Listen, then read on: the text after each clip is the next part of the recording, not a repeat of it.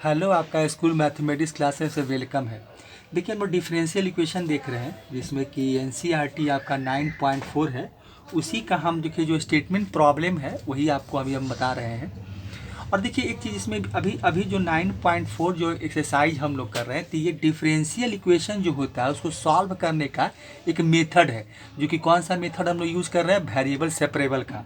इसके आगे बढ़ेंगे तो फिर एक होमोजीनियस है, तो वहाँ भी एक डिफरेंशियल इक्वेशन का सॉल्यूशन निकालने का वहाँ भी एक तरीका है बताया गया। और फिर एक हम लोग पढ़ते हैं डिफरेंशियल इक्वेशन क्या है, जो तीसरा आपका जो पार्ट में पढ़ना है वो लीनियर फॉर्म है।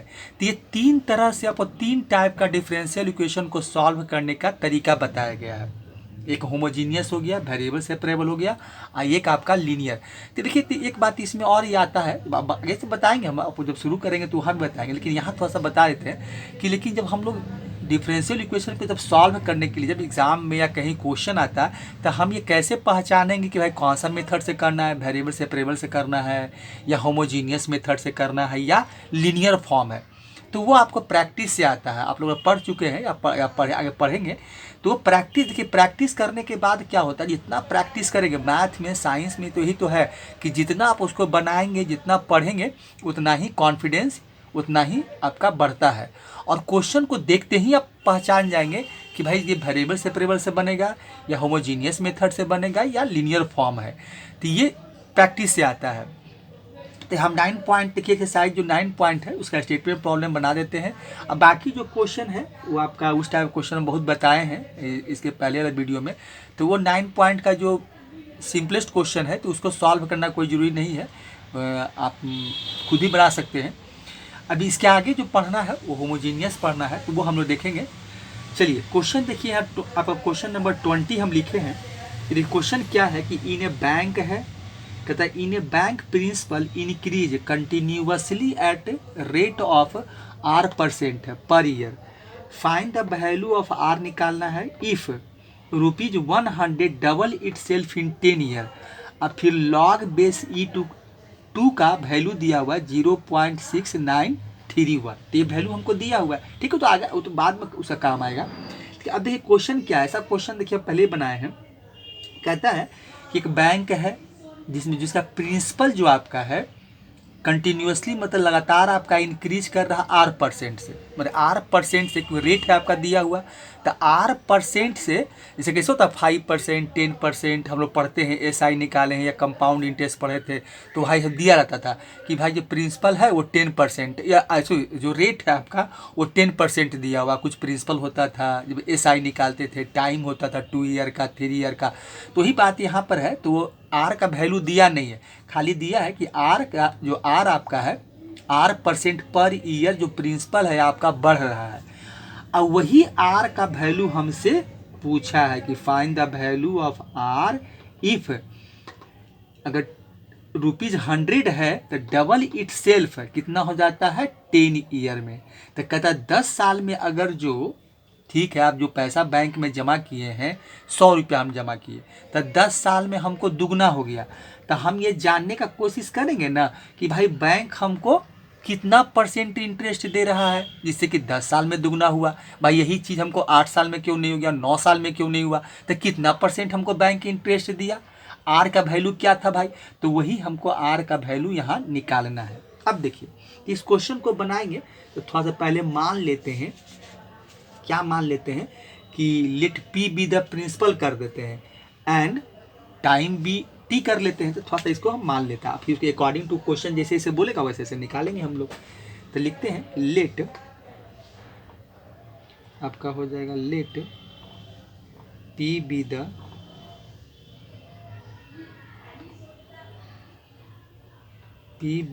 प्रिंसिपल।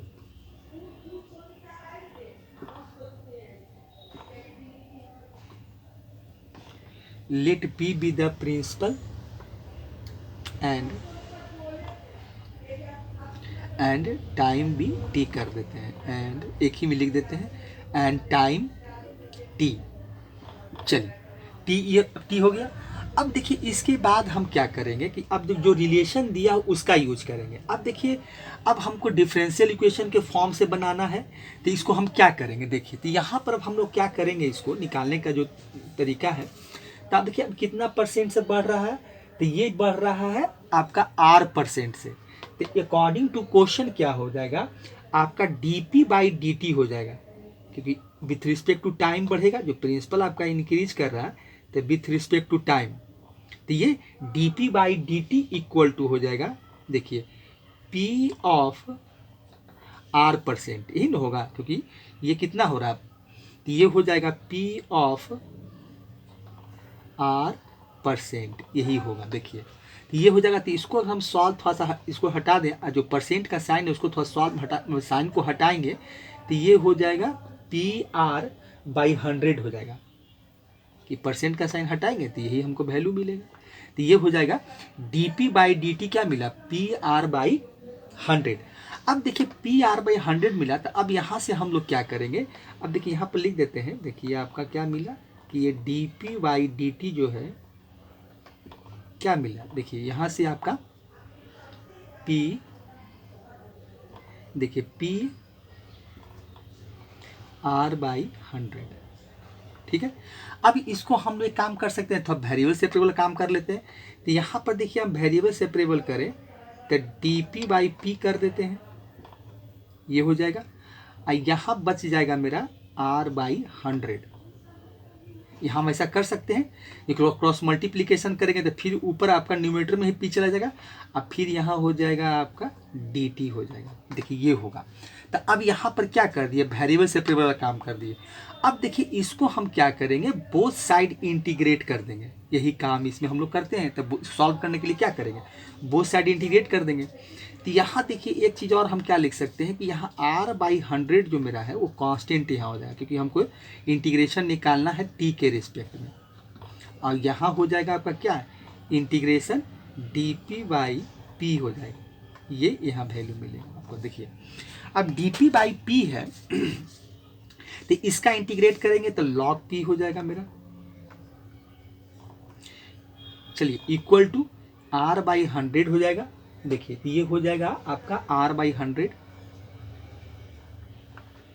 यहाँ मिल जाएगा आपका t, और साथ में क्या होगा, देखिए ये t है आपका, फिर इस dt का इंटीग्रेट करेंगे तो t मिलेगा, और प्लस c कर देते हैं। देखिए यही आपका, अब ये क्या निकाल दिए हम, यहाँ से एक जनरल सॉल्यूशन निकाल लिए, क्योंकि पैरामीटर आपको c लगा दिए, तो यहाँ से हम क्या किए, इसका जनरल सॉल्यूशन हो गया। अब देखिए अब इसमें हमको ये करना है कि अब थोड़ा सा अब क्वेश्चन को देखिए क्या है। अब इनिशियली देखिए इसमें क्या होता है कि टाइम जब बैंक में हम पैसा जमा करते हैं तो उस समय मेरा टाइम 0 होता है, टाइम क्या होता है मेरा 0, और प्रिंसिपल कितना था, 100 रुपया था। तो इनिशियली मेरा क्या होगा, जो इनिशियली वैल्यू टाइम का रहेगा वो आपका 0 रहेगा, मतलब 0 ईयर, और हम प्रिंसिपल कितना जमा किए थे, कितना पैसा बैंक में हम रखे थे, 100 रुपीज़। तो ये 100 रुपीज़ हो गया आपका, प्रिंसिपल कितना हो गया, 100 रुपीज़, टाइम आपका 0 हो गया। तो अब यहाँ पर हम पुट कर देते हैं और c का वैल्यू निकालते हैं, तो ये हो जाएगा आपका p 100 हो जाएगा, बैठा देंगे, फिर यहाँ पर t क्या है, 0 हो जाएगा, तो R/100 अब मल्टीप्लाई 0 अब प्लस c। तो यहाँ पर देखिए तो ये तो पूरा 0 ही हो गया, तो वैल्यू क्या मिला, तो यहाँ हमको मिला c इक्वल टू log 100 मिला, यही वैल्यू मिला। मतलब अगर देखा जाए तो c इक्वल टू लिख सकते हैं कि हम क्या वैल्यू निकाल के दिखा दिए, log 100, यही वैल्यू हमको देखिए मिला। ठीक है, चलिए अब इसको और, अब देखिए यहाँ सॉल्व करते हैं इसको।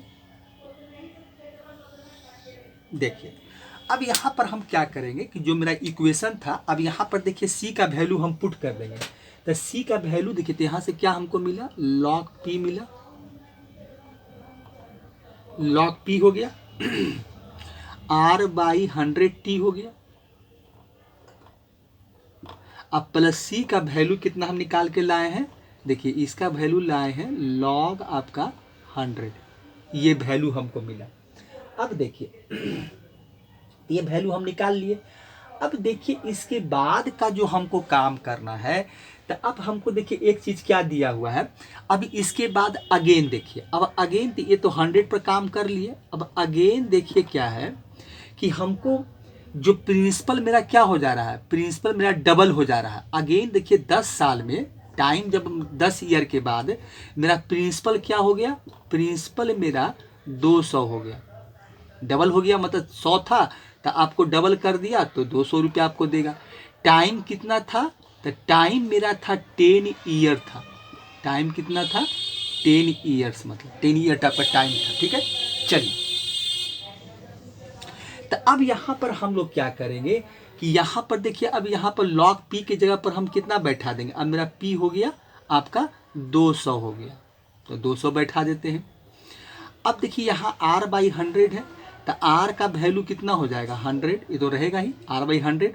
t आपका दिया हुआ है 10 साल बोलता है, अब प्लस ये हो जाएगा आपका log 100। चलिए एक जीरो से एक जीरो कैंसिल आउट हो जाएगा, जो कटता है उसको काट देते हैं। चलिए जो कटता है उसको एक जीरो से एक जीरो कैंसिल कर दिए, तो वैल्यू हमको क्या मिला, तो देखिए यहाँ से वैल्यू मिला log हो गया आपका 200, ये हो गया r बाई 10, अब प्लस हो गया log 100 हो गया। चलिए ठीक है, अब देखिए अब हम क्या करते हैं कि log 100 को इधर ले आते हैं, मतलब LHS में ले आते हैं, तो ये हो जाएगा आपका log 200 हो जाएगा माइनस log 100 हो जाएगा। अब ये बराबर r बाई 100 हो गया, नहीं तो हाँ बाई 10, सॉरी 100 नहीं, ये तो कट ही गया था, तो r बाई 10 हो गया। अब देखिए log m बाई n का फॉर्मूला यूज कर लेते हैं, तो ये हो जाएगा log 200 अब बाई हो जाएगा 100 आपका। ठीक है, इधर मिलेगा हमको r बाई 10 मिलेगा। अब देखिए 2 जीरो से 2 जीरो कट जाएगा, 2 जीरो से आपका 2 जीरो कैंसिल आउट हो जाएगा। तो बचा क्या आपको, देखिए बचा हमको log 2 बचा, log 2, इधर बचा आपको r बाई 100 मिला था।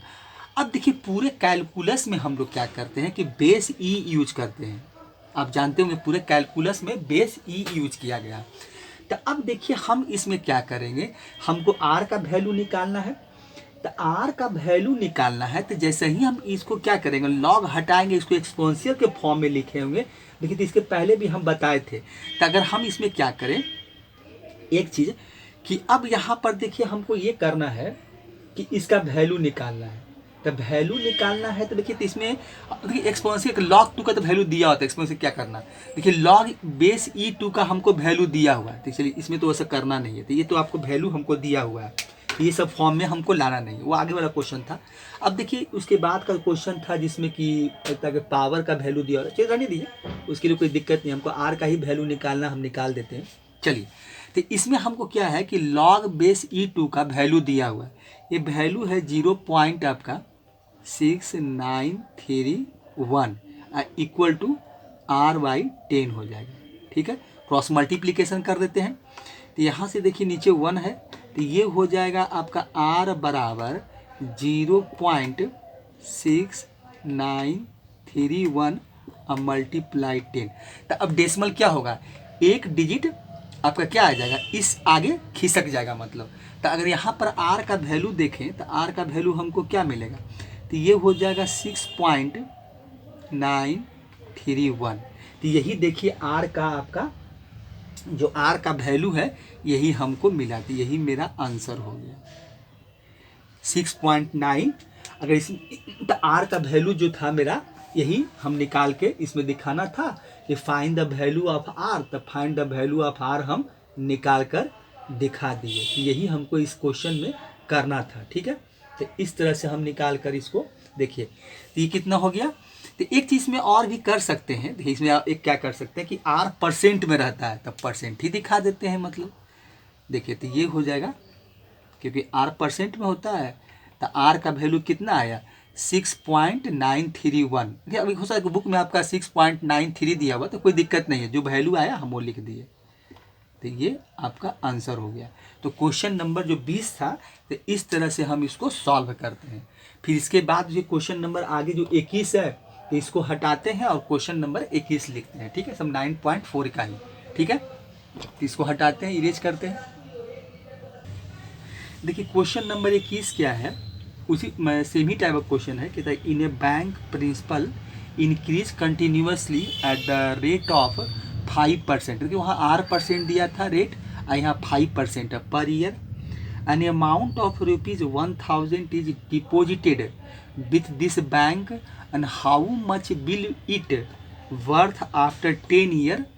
हमको बताना है कि इसका मतलब देख क्वेश्चन क्या कहता है कि भाई एक बैंक में आपको मैंने कोई पैसा 1000 रुपया रखा है और उसको उसका जो प्रिंसिपल है वो आपका 5% के रेट से बढ़ रहा है और बैंक में डिपॉजिट कितना किया है तो 1000 किया है। तो कहता है कि 10 साल के बाद उसका जो वर्थ होगा, मतलब उसको कितना अमाउंट जो पैसा है वो कितना उसको मिलेगा। ठीक है, हम 10 साल के लिए हम क्या किए, 1000 रुपया मान लीजिए कि हम जमा कर दिए, 10 ईयर के लिए हम 1000 रुपया जमा कर दिए, इतना % से हमको कोई इंटरेस्ट दे रहा है, तो भाई कितना पैसा हमको मिलेगा आफ्टर 10 ईयर, मतलब तो वही हमको निकाल कर दिखाना है। और एक वैल्यू हमको दिया हुआ है कि e पर पावर 0.5 का वैल्यू दिया है 1.648, तो ये वैल्यू हमको दिया हुआ है और इसका हम यूज करेंगे, वैल्यू जब रखेंगे निकालेंगे तो वहाँ बैठाएंगे। तो यहाँ भी देखिए क्वेश्चन बनाएंगे, तो जैसे वहाँ हम लोग माने थे जैसे यहाँ भी मानना पड़ेगा, क्योंकि प्रिंसिपल की यहाँ भी बात आ रहा है। तो हम पहले ही मान लेते हैं कि लेट पी बी द, आपका हो जाएगा let P be the principal, P be the आपका प्रिंसिपल हो जाएगा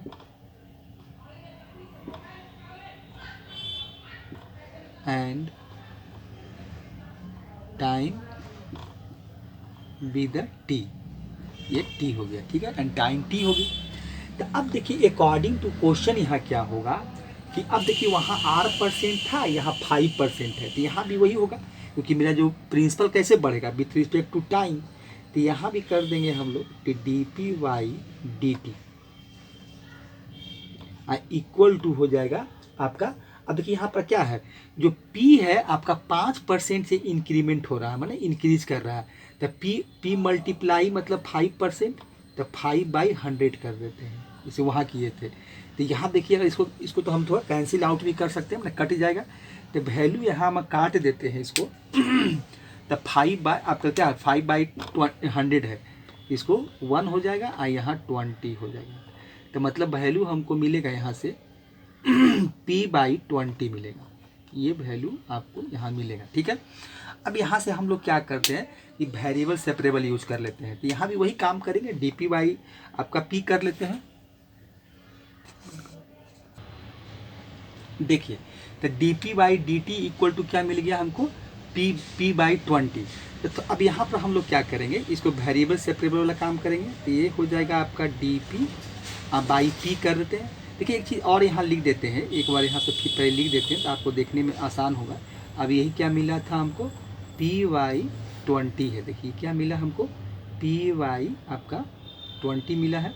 देखिए वैल्यू जो निकाले थे तो P/20 है, तो यहाँ पर देखिए वेरिएबल सेपरेबल करेंगे तो ये हो जाएगा आपका dp/P हो जाएगा और यहाँ हो जाएगा 1/20 और ये मिलेगा आपको t मिलेगा, देखिए यहाँ पर t मिलेगा। तो ये काम देखिए हम लोग क्या कर दिए, इसको हम लोग वेरिएबल सेपरेबल कर दिए, सॉरी आपका dp 1/20 dt हो जाएगा, तो ये काम हो गया।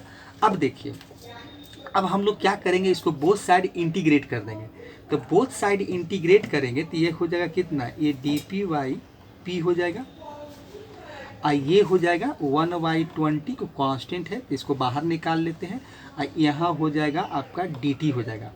यहाँ से देखिए इसका इंटीग्रेशन निकालेंगे तो ये तो हो जाएगा आपका log p जो वहाँ निकाले थे और 1/20 हो जाएगा और dt का हो जाएगा आपका t और प्लस हो जाएगा आपका कांस्टेंट, एक c लगा दिया मैंने, पैरामीटर हो गया। तो अब देखिए यहाँ क्या हो गया कि फिर हम जनरल सॉल्यूशन निकाल दिए। अब देखिए इनिशियली फिर वही काम, देखिए सेम काम यहाँ भी करना कि इनिशियली मेरा टाइम जो होगा वो 0 ईयर होगा और प्रिंसिपल उसने जमा किया था 1000 रुपया, यही वो उसका प्रिंसिपल था। तो अब हम यहाँ पर क्या करते हैं कि एक काम कि अब यहाँ पर P का वैल्यू पुट कर देते हैं, तो P आपका 1000 हो जाएगा। चलिए 1/20 है, अब मल्टीप्लाई 0 अब प्लस C, तो ये तो 0 हो जाएगा। तो आपका वैल्यू क्या मिलेगा, C बराबर ये मिलेगा आपका लॉग ये 1000। ठीक है, तो C का वैल्यू देखिए हम निकाल लिए। ठीक है, तो C का वैल्यू हम निकाल लिए। अब हम क्या करेंगे, जो इक्वेशन मिला वो पुट कर देंगे, तो ये हो जाएगा मेरा log P हो जाएगा। देखिए ये हो जाएगा मेरा log P हो जाएगा, और यहाँ हो जाएगा आपका 1/20t, अब प्लस हो जाएगा कितना, ये हो जाएगा आपका log 1000। तो log आपका जो C का वैल्यू आया वो हम पुट कर दिए। ठीक है, तो अब ये वैल्यू मिला। अब देखिए यहाँ से क्या है, उसके बाद अगेन देखिए क्या बोलता है, तो अगेन यहाँ से लिखेंगे, फिर वही काम करेंगे हम लोग कि अगेन देखिए यहाँ से हम लोग करना ये होगा कि अब देखिए यहाँ पर हमको दिया हुआ कि टाइम कितना था, 10 ईयर था। तो अब हमको टाइम जो बैठाना है वो मेरा कितना है, 10 ईयर है। ठीक है, टाइम 10 ईयर है। अब इसमें बैंक में जो पैसा जमा किया है, तो 10 साल के बाद उसके पास जो प्रिंसिपल होगा वो कितना मिलेगा, मतलब उसका अमाउंट कितना मिलेगा। तो अब अमाउंट कितना मिलेगा तो हमको निकाल कर दिखाना पड़ेगा। तो P तो P आपका रहेगा, तो ये तो log P ही रहेगा, क्योंकि हमको P का वैल्यू ही निकाल के दिखाना पड़ेगा यहाँ पर। तो ये हो जाएगा आपका, देखिए ये हो गया log P, और यहाँ पर टाइम देखिए कितना है, 10 ईयर। तो ये हो जाएगा आपको 1/20 अब मल्टीप्लाई 10 अब प्लस हो जाएगा log आपका 1000। तो ये वैल्यू होगा। अब चलिए, अब यहाँ एक 0 से 0 काट देते हैं, तो 1/2 बचेगा, तो ये तो कट जाएगा।